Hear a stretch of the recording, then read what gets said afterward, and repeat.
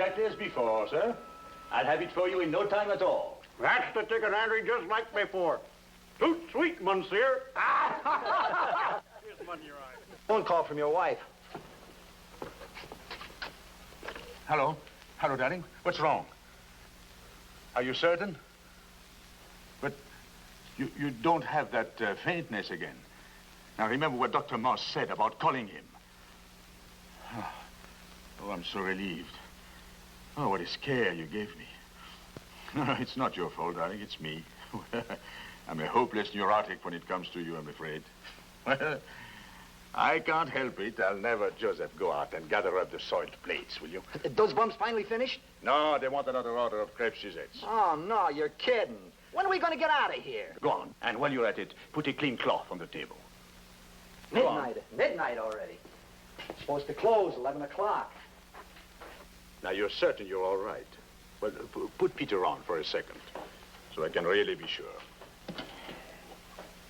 What? When did he go? I gave him strict orders. He was not to leave you alone. I'm tired of this boy doing exactly as... I'll talk about it later, darling. I give up. I'm not going to wait any longer. They're liable to keep eating till morning. I've already locked the front door. Oh, when they finally finish, you take the money for their check and put it in your locker. We'll credit it with tomorrow's. Everything okay at home? Your wife feeling any better? Yes, thank you. One day better, one day worse. How's that boy of yours? Like all boys are to all fathers, I suppose. An enigma. That's it. I'm off and running. Everything in order? Clean as a whistle. Aren't you going to change your clothes? Well, why should I? Wearing a tux, the dames will think I'm a big shot, huh?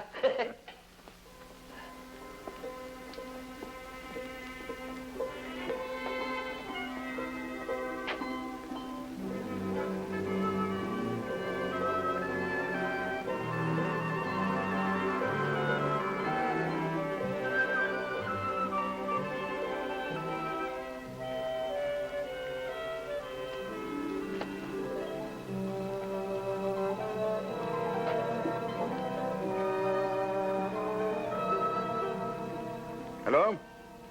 Mr. Sidney Wells' residence? Would you tell Mr. Wells when he comes home that he has left his wallet at the Parisienne restaurant? That's right. He can pick it up anytime tomorrow after 12 o'clock. Oh, my dear lady, I assure you no reward is necessary. And kindly tell Mr. Wells not to embarrass me by offering one. Good night.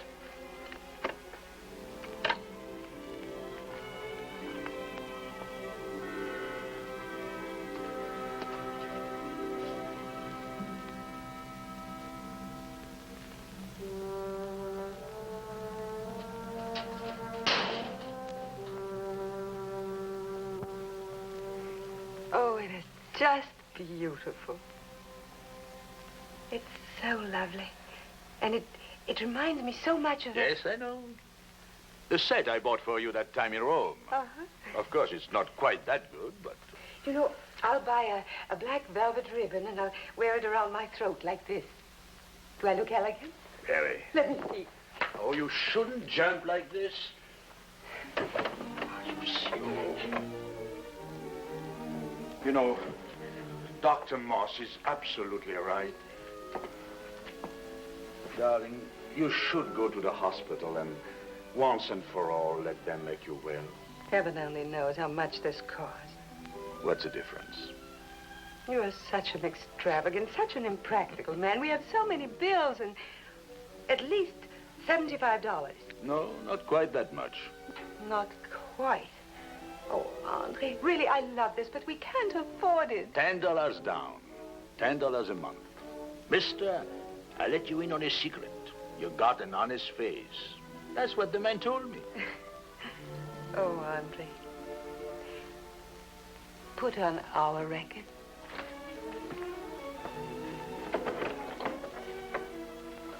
What am I going to do with you?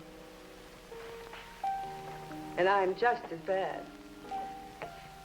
You know, tonight, riding home in a taxi... Oh, you didn't take a taxi again. You promised. I shouldn't have said that, should I?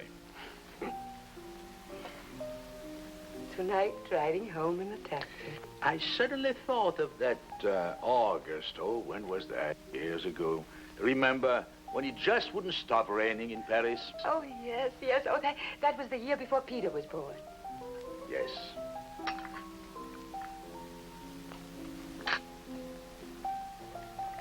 Today, I spent half the afternoon thinking of that lovely, lovely winter we spent in Samoa. Oh, yes. But then, I forced myself to stop remembering. Why? Andre, is it right to live so much in the past? In what is dead? It isn't dead. If you keep it alive inside you. Oh, it's Peter. Hello, Mother. Father? Hello, dear. How do you feel? Oh, just fine. Oh, look at the lovely gift your father bought. And so cheap, you wouldn't believe it. No, I probably wouldn't. I thought it was decided that you wouldn't leave your mother alone in the evenings. Mother said she was feeling well. It was okay with her. But didn't I tell you that no matter what anybody said or didn't say, you were to stay with her? Andre, it was the first time he's gone out this week. He works hard, and he should have some relaxation. Didn't I explain to you that these attacks could be very sudden? Yes. I'm sorry. Well, then. Why did you disobey me? I don't know. What? I guess I just had to have a breath of fresh air. Had to escape from the museum for a few hours.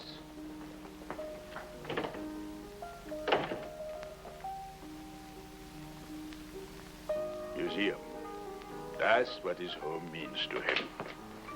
Oh, Andre, please try not to be too severe with him. Please try to be a little patient. Try to understand him, Andre. Like asking me to understand a total stranger.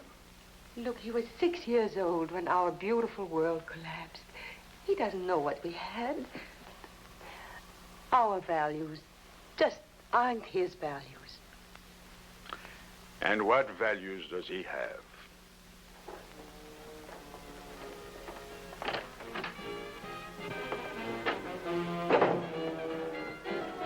Mind? I'd like you to explain that last remark, if you would. Father, I'm dead tired. Sorry I said it. I don't want to argue. Of course, I do realize that yours is a realistic generation. But you find it so oppressive to be surrounded by a few beautiful things from the past? Occasionally, I do like to see a neon sign, hear a song more recent than the Merry Widow Waltz. Incidentally, I pay my room and board every week, and I think I'm entitled to one room where I can do as I please. Don't ever again tell me what you pay in this house. Don't ever throw that in my face again. And no matter what you pay, you'll respect me. And when I tell you to do something, you'll do it. I'm not throwing anything in your face. I'm merely asking you to leave me alone. I told you it was Mother's idea I go out tonight. Okay, it won't happen again. I've said it 10 times. Isn't that enough? What do you want me to do? Bow to the waist and say, yes, Count. Yes. Silence! Peter.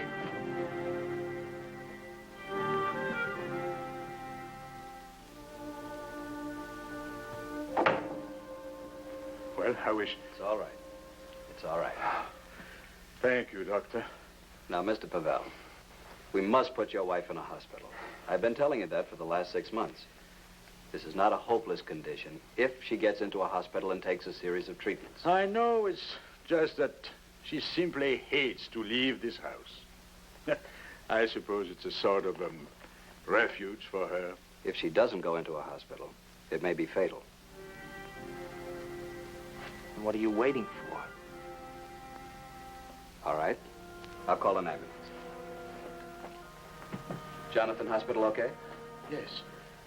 Yes, of course. And order a very pleasant room. Big, it must be big. She hates small, cramped places. If they have something looking out over a garden, so much the better. Sunlight, that's very important. And nurses, of course. I want nurses in constant attendance. And tell them to fill the room with flowers. Perhaps it sounds foolish to you, Doctor. Perhaps it is difficult for some people to understand what things like that can mean to someone like Elsa. But such things are as important as life itself. Well, I won't argue the point, but... Well, this is certainly no time to stand on ceremony. I thought, frankly, since you've been unable to pay my bill for some time, that you were in rather strained circumstances. We are indeed, Doctor. The kind of hospitalization you're talking about would cost $700, $800 in advance. $800? That's right. Before they'd admit her.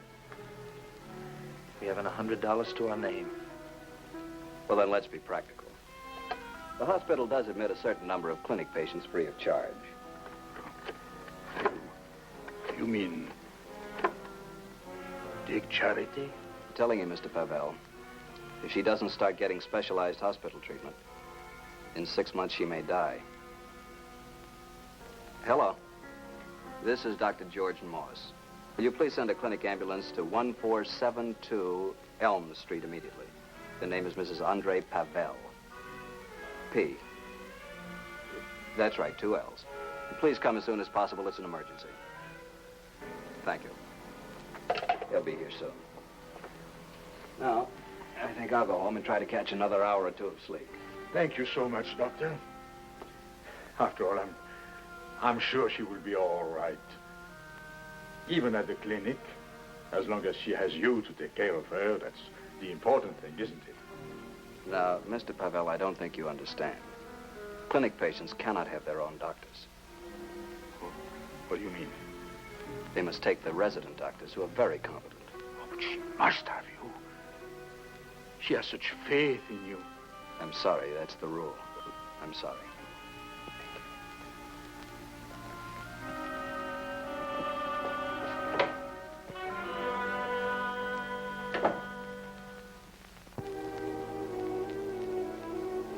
You see? The name is right on the back, in his own hand. Oh, yes. Oh, it's a nice clock, yes. Is that the works? Everything. Let me see. All right. A blanket offer. $175. What? But do you have any idea of the value of these things? Of the beauty? Well, look, mister, you asked me to come right over here to make you an offer. Well, okay, my offer is $175. Thank you, but no. No, it's just not enough. I quite understand, Colonel. I just thought you might loan me the money for a short time. I apologize, Mr. Davis, for calling you at your home, but I assure you under no conditions would I ordinarily approach my employer for a loan. But as I told you, I have no one else to turn to. $800. Yes. Yes, I know. Yes. Yes, I know the redecoration was very expensive. No, I'm sorry. That wouldn't be enough. I quite understand, Mr. Davis. Pardon me? Oh, yes. Yes, I did just as you said. I put the receipts for the last dinner in my locker. Oh, and by the way, the gentleman also lost...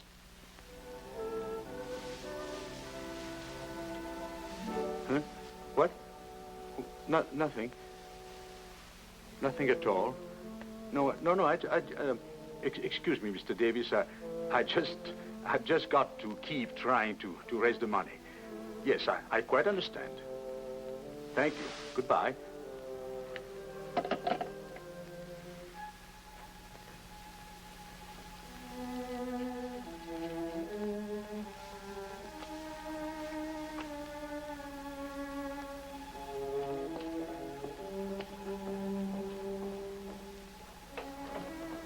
Sure seem to be in a big rush. Huh? Is there something wrong, Mr. Holmes? No, a certain Mr. Sidney Wells will drop in around noon for something. Tell him I have it, and he can find me at the Jonathan Hospital.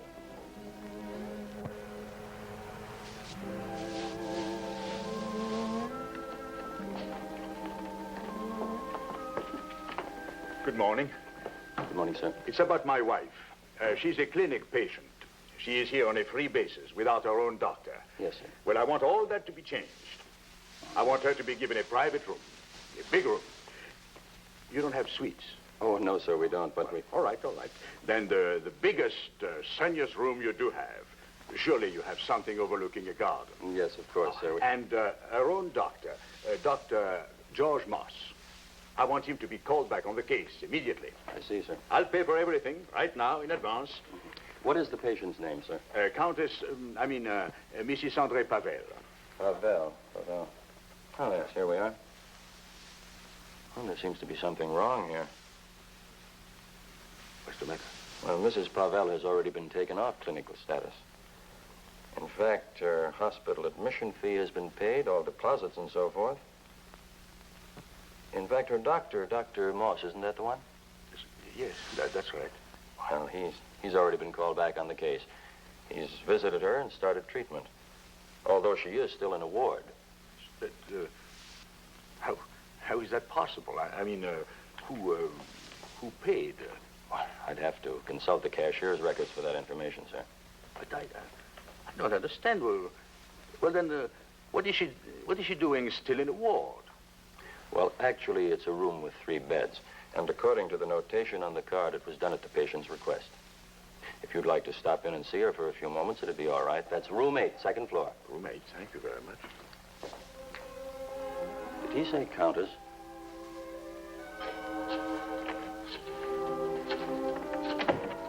I've been looking all over for you. I'll be finished here in a minute.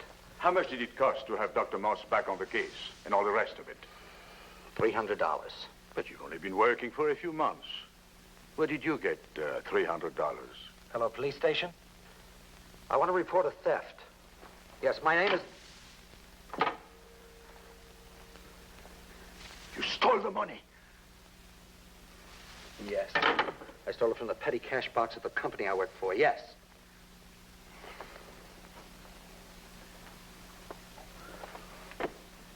Incredible. I can't believe it. A thief. A thief. A common, miserable thief. And your mother asks me to understand you. Such lack of decency. How can I? All right, okay, I'm a thief. It makes me as sick as it makes you. But as long as the subject is understanding, well, I understand you even less. You always spoke of pride. The one thing about my father I was really proud of. Well, you wouldn't like it very much. I was proud my father was the kind of a man who could go from the life he had to being nothing more or less than a first-class waiter. Sure, I'm a thief. But where else was I going to get the money? My mother wasn't going to be surrounded by doctors she didn't know. She wasn't going to be afraid... What's the matter? Where'd you get that wallet?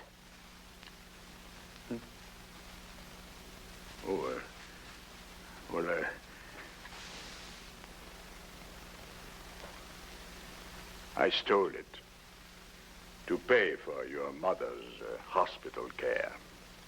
You stole it? Well, I guess we have something in common after all. Our criminal tendencies.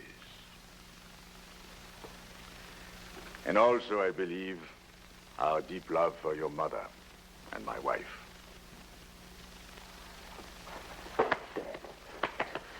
Well, apparently you also share my tendencies towards sentimentality. Is it possible that the few things we have in common are more important than the many things in which we differ? What a stupid, inexcusable thing for both of us to do. Anyway, I can get you out of it. No, absolutely not. Yes, you can repay your employers. You can explain the circumstances. I'm sure they won't be too hard on you. Oh, it's out of the question, Father. Look, I knew what I was doing. It's my responsibility. I won't get you involved in it. After all, she's my mother. But she's also my wife. And as your father, I resent... Oh, Andre, there you are. I've been looking all over the hospital. Oh, then I heard your voices. Oh, man. That's my loot, huh?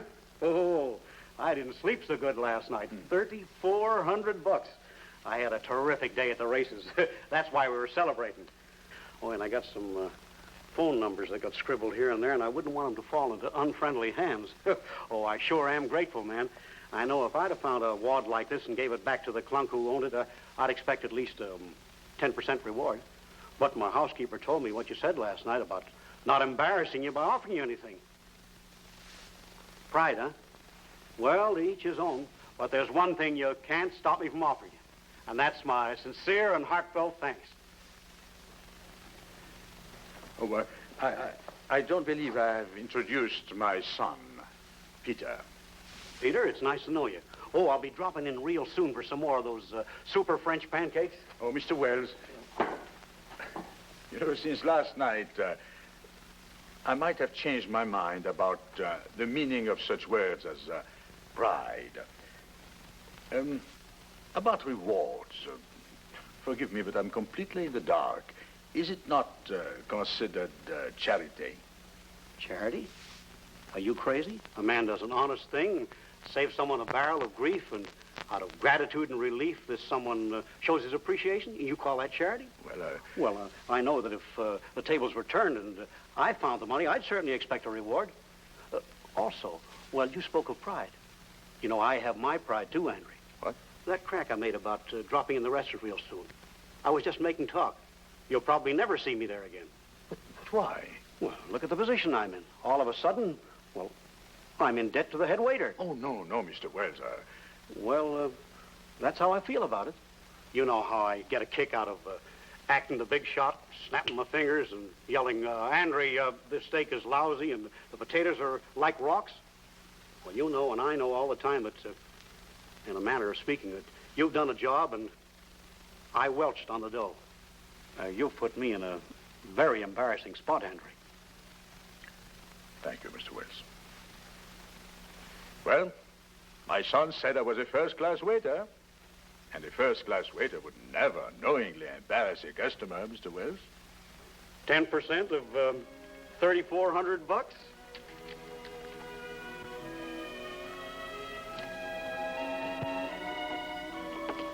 Ladies. Oh, Peter, your boss said as soon as visiting hours are over, you'd best be getting back to your job. Yes, sir. And for you and your friends, I have a rather pleasant surprise. Oh, Andre, won't you ever stop being so... Extravagant. I just concluded a financial transaction which left me with a tidy profit after expenses of $40. Well, that is very Now, nice, but... This time I spent it wisely, I assure you. And I checked with the nurse. It's perfectly all right for the ladies to share it with you. Now, a jar of pâté de foie gras, mushrooms in oil, a jar of truffles, the best imported caviar, and a bottle of 1945 French champagne. $40 for this. And a box of crackers. And this is your idea of being practical? Ah, my dear wife, what is more practical than spending your money on food? What?